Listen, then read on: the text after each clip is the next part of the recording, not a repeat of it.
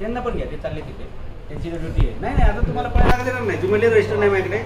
Yes, मी तर थांबायचं. काय झालं, काय त्रास देत आहे लोकांना?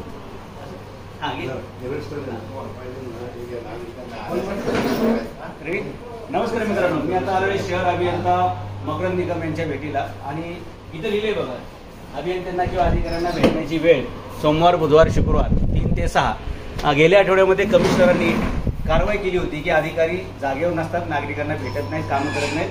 मी आलेले बुधवार आहे, बरोबर 3 वाजेल, इथं साहेब नाहीत असल्याने सांगितले. हे बघा, म्हणजे नागरिक ज्यावेळी भेटायला येतात त्यावेळी अधिकारी जागेवर नसतील तर नागरिकांची कामं कधी आणि कशी होणार आहेत. आणि त्यांची ही हालचाल रजिस्टर म्हणजे नोंद आहे का हे जर आपण बघणार आहोत. हे नोंद वय असते मित्रांनो. तुम्ही कोणत्याही सरकारी कार्यालयात गेले की अशा प्रकारची इथं नोंद वय असते. कोणत्याही अधिकाऱ्याला याच्यामध्ये नोंद केल्याशिवाय बाहेर जाण्याचा अधिकार किंवा जबाबदारी नाही. आपण हे चेक करत जा. म्हणजे जे नागरिकांना हेलपाटे मारायला लावतात, चक्रा मारायला लावतात, त्यांना कायदा काय असतो हे नागरिकांनी जर लक्षात घेतलं तर सगळं प्रशासन बरोबर चालतं.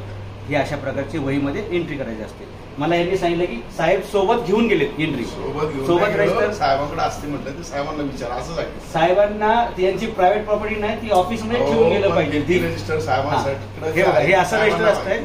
तुम्ही कोणत्याही शासकीय कार्यालयात गेले तर तुम्हाला असं ही माहिती विचारण्याचा अधिकार आहे. आणि जर तुम्हाला कोणी तो नाकारला तर तुम्ही त्याच्यावर कायदेशीर कारवाई करू शकता. तुम्हाला ईमेल आयडी लागले तर आम्ही मुख्य सचिव, कमिशनर सगळ्यांचे ईमेल आयडी देऊ.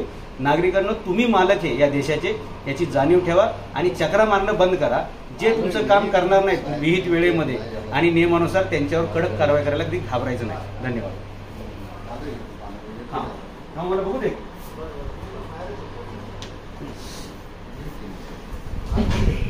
झालं हे असं पण तपासू शकता. आणि सरकारी कार्यालय डिफेन्स सोडून बाकी कुठल्याही डिपार्टमेंटमध्ये येऊन तुम्हाला प्रत्यक्ष फाईल तपासण्याचा अधिकार नागरिकांना आहे. तुम्ही या देशाचे मालक आहे हे विसरू नका.